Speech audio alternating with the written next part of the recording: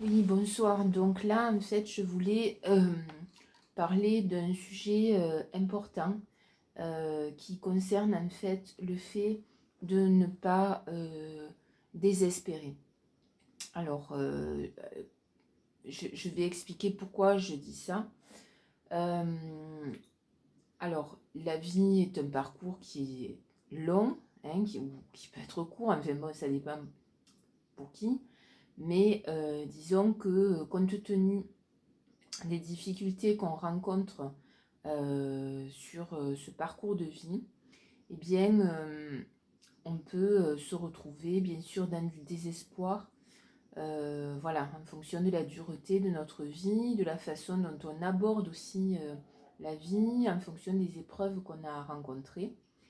Et le fait de prendre de l'âge, de vieillir, enfin voilà, de perdre les gens qu'on aime, enfin, il y a énormément de raisons qui peuvent faire qu'on peut en arriver vraiment au désespoir.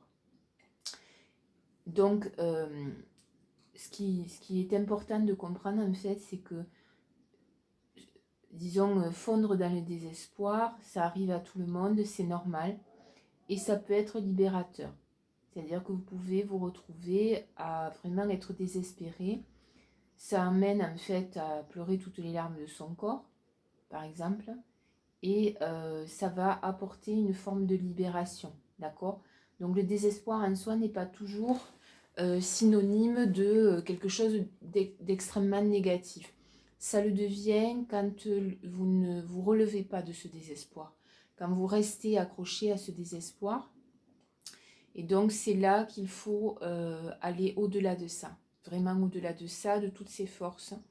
Et je sais que les forces peuvent nous abandonner, surtout si au niveau physique, au niveau mental, si on a une maladie grave, neurodégénérative, enfin, les choses peuvent arriver vraiment. Bref, perte des êtres chers, solitude extrême, grande précarité, beaucoup de traumas dont on n'arrive pas à guérir, hein, beaucoup de choses en fait euh, peuvent faire que on plonge dans le désespoir, on ne remonte pas. Et bien il ne faut pas le faire en fait.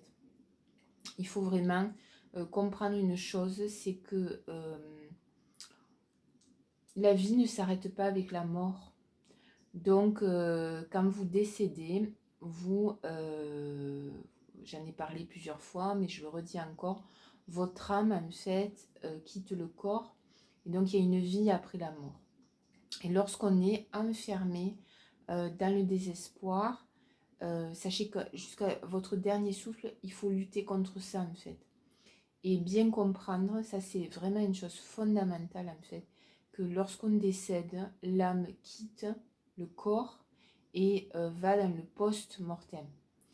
Si vous êtes dans un état de désespoir, vous allez vous retrouver post-mortem dans cette difficulté en fait du désespoir. Ouais.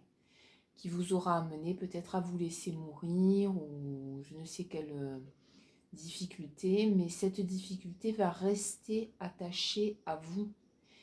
Et c'est fort dommage et dommageable parce que ça peut vous accrocher au monde terrestre qu'il faut quitter impérativement pour partir dans les zones célestes plus en hauteur en fait. Et comprendre, c'est ça qui est le plus difficile, que notre vie euh, n'est qu'un passage sur Terre et que l'âme en fait l'expérience d'une vie mais qu'il y en a eu beaucoup d'autres avant et qu'il y en aura d'autres après. Et donc le principe du désespoir, dans le désespoir il n'y a plus d'espoir, il n'y a plus aucun espoir. Sauf que on le voit d'un point de vue terrestre, pensant qu'on n'a qu'une vie, ce qui n'est pas le cas. Donc du coup, dites-vous bien que au plus vite vous sortez du désespoir, ou même vous n'y cédez pas, au mieux ira votre vie. Et même si elle reste très difficile dans cette incarnation jusqu'au bout, hein, sachez que au plus vous aurez développé en fait de l'endurance, justement, face à la dureté de l'existence et face au désespoir, en luttant contre et en le poussant et en le mettant vraiment à distance, au plus les choses dans l'après-vie, en fait, seront extrêmement facilitées. Donc, c'est pour ça que c'est important, vraiment super important, parce que la vie, en fait, on dit tant qu'il y a de la vie, il y a de l'espoir, mais la vie ne s'arrête pas quand on perd le corps, hein. L'âme continue de vivre. Donc, et si la conscience qui l'entoure, parce qu'elle est entourée par sa conscience, en fait, c'est du désespoir, et bien du coup, ça va empêcher la libération de l'âme.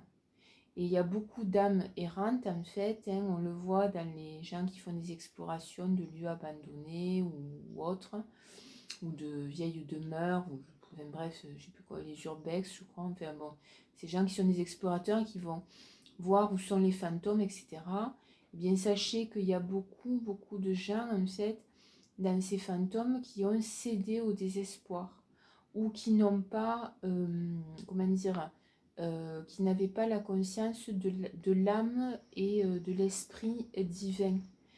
Voilà, qui sont morts aussi dans des circonstances terribles.